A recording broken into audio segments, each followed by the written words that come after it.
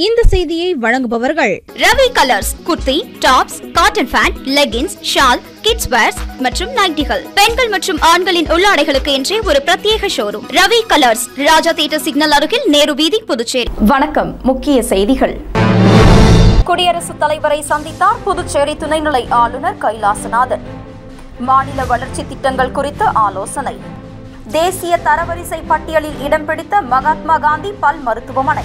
முதலமைச்சர் ரங்கசாமி வாழ்த்து. உரிமமின்றி வாடகைக்கு விடப்படும் இருசக்கர வாகனங்கள் பறிமுதல் செய்யப்படும். போக்குவரத்து துறை எச்சரிக்கை. மடுவுப்பேட் சாலை புதைவிட பள்ளத்தில் கனரக லாரி சிக்கியதால் போக்குவரத்து பாதிப்பு. வாகன ஓட்டிகள் கடும் அவதி.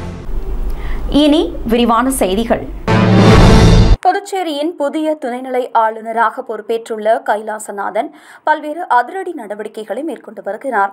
இந்நிலையில் அரசுமுறை பயணமாக புதுடெல்லி சென்றுள்ள துணைநிலை ஆளுநர் கைலாசநாதன் மரியாதை நிமித்தமாக குடியரசுத் தலைவர் திரௌபதி முர்மு, குடியரசு துணைத் தலைவர் ஜெகதீப் தன்கர், உள்துறை அமைச்சர் அமித்ஷா மற்றும் மத்திய சுகாதாரத்துறை அமைச்சர் JP நட்டா ஆகியோரை சந்தித்து உரையாடியுள்ளார். சந்திப்பின் போது புதுச்சேரி மாநில வளர்ச்சி திட்டங்கள் குறித்து ஆலோசனை நடத்தினார் என்று தகவல்கள் வெளியாகியுள்ளன. கோரிமேட்டில் உள்ள மகாத்மா காந்தி அரசு முதுநிலை பல் மருத்துவ நிறுவனம் அகில இந்திய அளவில் சிறந்த பல் மருத்துவக் கல்லூரியான பியரி ஃபவுச்சர் அகாடமி விருது பெற்றுள்ளது. மேலும் தேசிய NIRF தரவரிசை பட்டியலில் முதன்முறையாக விண்ணப்பித்து அகில இந்திய அளவில் விண்ணப்பித்த 184 கல்லூரிகளில் 35வது இடத்தை பெற்று சாதனை படைத்துள்ளது. கல்லூரி பெற்ற விருது மற்றும் தரவரிசை பட்டியல் இடம் பிடித்த சான்றிதழுடன் கல்லூரி முதல்வர் கெனடி பாபு சட்டசபையில் முதலமைச்சர் ரங்கசாமியை சந்தித்து வாழ்த்து பெற்றார். அப்போது பல் மருத்துவ நிறுவனம் இனிவரும் கல்வி ஆண்டுகளில் தேசிய தரவரிசை பட்டியலில் மேலும் முன்னேற வேண்டும் என்றும் கேட்டுக்கொண்டார். உரிமமின்றி வாடகைக்கு விடப்படும் இருசக்கர வாகனங்கள் 10,000 ரூபாய் அபராதத்துடன் பறிமுதல் செய்யப்படும் என்று போக்குவரத்து துறை எச்சரித்துள்ளது. இதுகுறித்து போக்குவரத்து ஆணையர் சிவக்குமார் வெளியிட்டுள்ள செய்திக்குறிப்பில், புதுச்சேரியின் பல பகுதிகளில் உரிமம் பெறாமல் சிலர் இருசக்கர வாகனங்களை பொதுமக்களுக்கு வாடகைக்கு விடுவதாக போக்குவரத்து துறையின் கவனத்திற்கு வந்துள்ளது. குறிப்பாக சைக்கிள் ஸ்டோர் என்ற பெயரில் புதுச்சேரிக்கு வரும் சுற்றுலா பயணிகளை குறிவைத்து நடத்தப்படும் இத்தகைய செயல்கள் மோட்டார் வாகன சட்ட விதிகளுக்கு முரணானது என்றும் இதுகுறித்து போக்குவரத்து துறை தொடர்ச்சியாக பலமுறை எச்சரித்துள்ளது. உரிமம் பெற்ற இருசக்கர மோட்டார் சைக்கிள்கள் மஞ்சள் நிற நம்பர் பிளேட் பெறுவதற்கான விண்ணப்பங்கள் போக்குவரத்து துறை மூலம் வழங்கப்பட்டு வருகிறது. வாடகை மோட்டார் சைக்கிள் உரிமம் பெற விரும்புபவர்கள் தாங்களாக முன்வந்து தகுந்த ஆவணங்களுடன் விண்ணப்பத்தை சமர்ப்பித்து உரிமம் பெற்றுக்கொள்ள அறிவுறுத்தப்படுகின்றனர் என்றும், எனவே மோட்டார் சைக்கிள் மற்றும் இருசக்கர வாகனங்களின் உரிமம் பெறாமல் வாடகைக்கு விடுவது திருத்தப்பட்ட மோட்டார் வாகன சட்டப்பிரிவு 192 படி தண்டனைக்குரிய குற்றமாக கருதப்படுவது மட்டுமின்றி அபராத தொகையாக ஒரு மோட்டார் சைக்கிளுக்கு 10,000 ரூபாய் வசூலிக்கப்படும் என்றும், அத்தகைய வாகனங்கள் பற்றி முன்னரே அறிந்திராத புதிய நபர்களும் ஓட்டுநர் உரிமம் இல்லாதவர்களும் வாடகை வாகனங்களை இயக்கும் போது விபத்துகளும் ஏற்படுகிறது. எனவே மோட்டார் சைக்கிள்கள் மற்றும் இருசக்கர வாகனங்களை போக்குவரத்து துறையின் உரிய உரிமம் பெற்ற பின் வாடகைக்கு விடுமாறு வாகன உரிமையாளர்களை கேட்டுக் கொள்ளப்படுகிறார்கள் என்று தெரிவித்துள்ளார். அவ்வாறு உரிமம் இன்றி வாடகைக்கு விடப்படும் இருசக்கர வாகனங்கள், மோட்டார் சைக்கிள்கள் பறிமுதல் செய்யப்படும் என்றும், பொதுமக்களும் சுற்றுலா பயணிகளும் சட்டவிரோத வாகன பயன்பாட்டில் ஈடுபட வேண்டாம் என்றும் தெரிவிக்கப்பட்டுள்ளது. புதுச்சேரியின் பல்வேறு பகுதிகளில், அதிலும் குறிப்பாக முக்கிய சாலைகளில் மின் இணைப்பு கேபிள் மற்றும் இணைய வழி புதைவிட பள்ளங்கள் தோண்டும் பணிகளில் ஈடுபடும் ஒப்பந்ததாரர்கள் அந்த பள்ளங்களை சரிவர மூடாததால் பல்வேறு விபத்துகள் ஏற்படுகின்றன. இதுகுறித்து அரசு உரிய நடவடிக்கை எடுக்க வேண்டும் என்றும் சமூக ஆர்வலர்கள், பொதுமக்கள் அவ்வப்போது அரசுக்கு கோரிக்கை வைத்து வருகின்றனர். இந்நிலையில் காலை வேளையில் பரபரப்பாக இயங்கும் பள்ளிகள் மற்றும் கல்லூரிகள் அதிகம் உள்ள பகுதியான புதுச்சேரி லாஸ்பேட் போகும் வழியில் மடுவுப்பேட் சாலையில் புதைவிட பணிகளுக்காக தோண்டப்பட்ட பள்ளங்கள் சரிவர மூடப்படாமல் இருந்துள்ளது. இந்நிலையில் அந்த வழியாக வந்த கனரக லாரியின் பின்புற சக்கரம் அந்த பள்ளத்தில் சிக்கிக் கொண்டது. எனவே அந்த வழியாக இருசக்கர வாகனங்கள் உள்ளிட்ட எந்த வாகனங்களும் செல்ல முடியாத நிலையில் போக்குவரத்து தடைப்பட்டது. மேலும் காலை வேலை என்பதால் பள்ளி, கல்லூரி செல்லும் மாணவ மாணவிகள், அவர்களது பெற்றோர்கள் மற்றும் வேலைக்கு செல்லும் பொதுமக்கள் என அனைவரும் பாதிப்படைந்தனர்.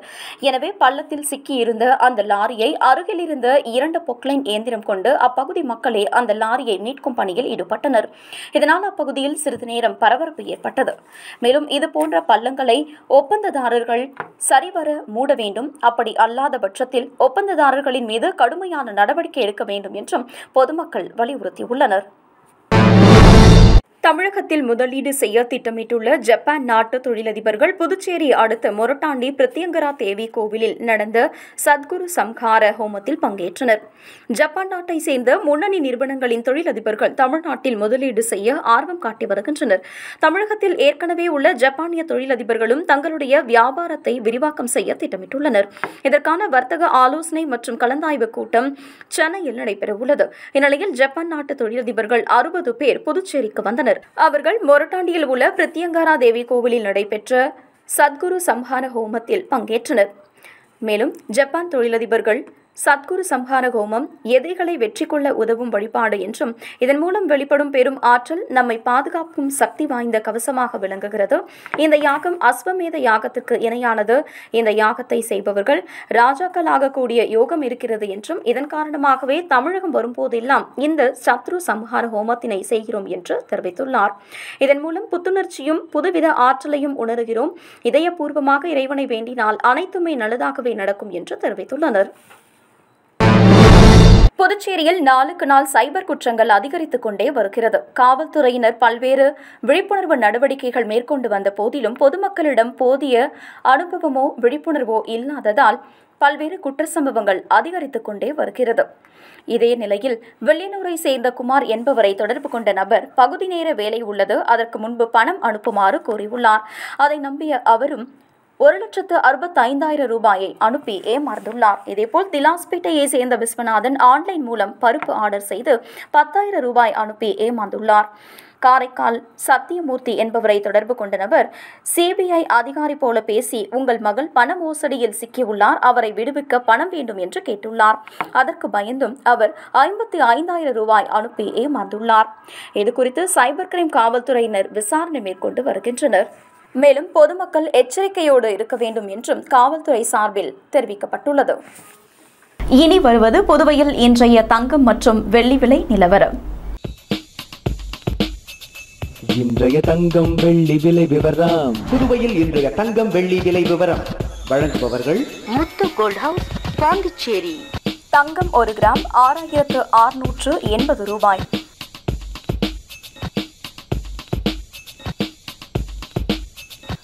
வெள்ளி 10 கிராம் 890 ரூபாய். புதுச்சேரி உங்கள் AMN டிவி செய்திகளை யூடியூபில் உடனுக்குடன் காண AMN டிவி பாண்டிச்சேரி சேனலை சப்ஸ்கிரைப் செய்யுங்கள். பெல் பட்டனை மறக்காமல் கிளிக் செய்யுங்கள்.